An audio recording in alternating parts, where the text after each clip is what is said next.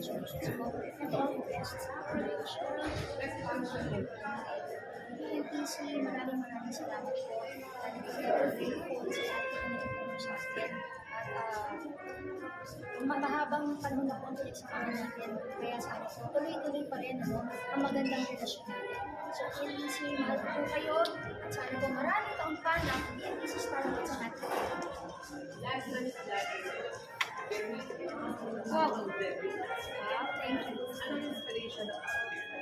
For tonight, my gown was made by Mr. Eugene Tolentino.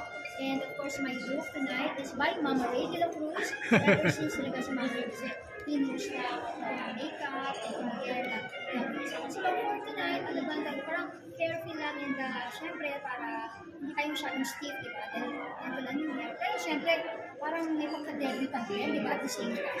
Princess life.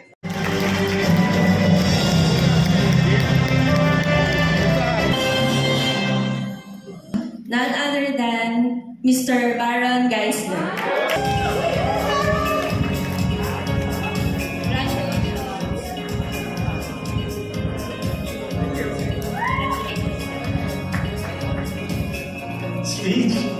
Speechless.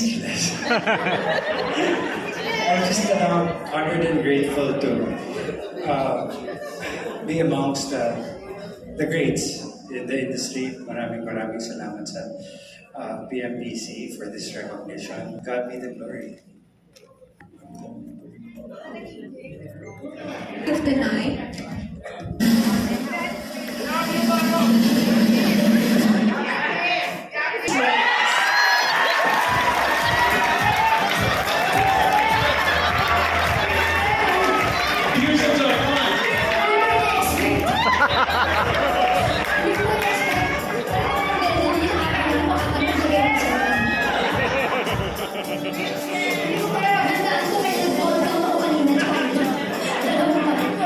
Thank you po.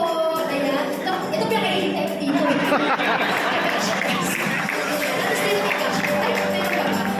Hindi ko rin na-expect to. Hindi ko nagbibigay ba?